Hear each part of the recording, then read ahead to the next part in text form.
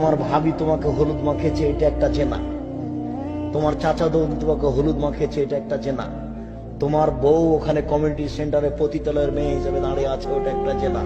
তুমি এতগুলি মেয়েকে সাথে নিয়ে বিবাহ করতে গেলে এটা একটা জেনা। যদি তুমি মনে করো যে একজন মহিলার প্রয়োজন, তোমার মাকে নিয়ে যাও, তোমার দাদিকে নিয়ে যাও, তোমার দাদিকে। যদি মনে করো যে বিবাহ করতে গেলে একটা মহিলার প্রয়োজন আছে, যদি এটা লাগেই, তো দাদিকে নিয়ে যাও। তোমার ভাবি গেল কেন? তোমার বোন যাবে কেন?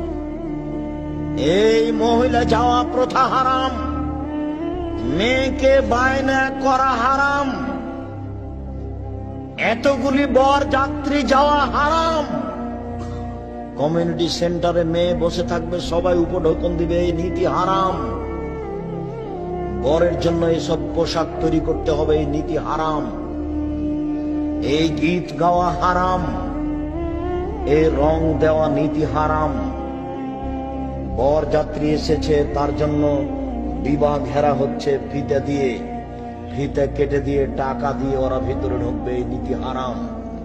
বরকে লক্ষ্য করে কোনো কোনো এলাকাতে থাকতে পারে, এক গ্লাসে দিয়েছে চিনির শরবত আর একটাতে দিয়েছে লবণের শরবত, এই প্রতারণা হারাম।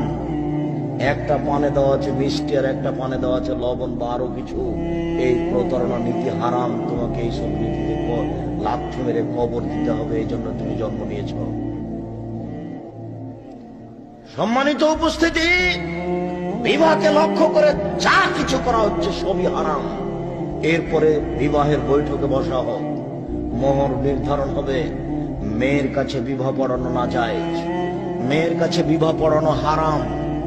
মেয়ের কাছে বিবাহ পড়াতে হবে না যে এতদিন হলো, যে এতদিন হয়েছে হয়েছে, সেটা চলে গেছে। মেয়ের কাছে বিবাহ পড়াতে হবে না। নিতান্তই যদি মেয়ের পিতা মনে করে যে একটু মেয়েকে জানতে হয়, 8 দিন 10 দিন আগে থেকে তো কথা চলছেই, এরপরে যদি মনে করেন যে জানা প্রয়োজন, তো যান, আপনি ভিতরে জেনে এসেন, গিয়ে বলেন খালেদা আম্মু বিবাহ পড়াতে যাচ্ছি।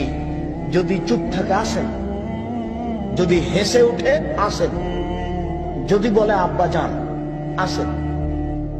যদি মেয়ে কেঁদে উঠে বিবাহ পড়ানো যাবে না। মেয়ে যদি না করে, বর যত দামি হোক না কেন, বিবাহ পড়ানো যাবে না।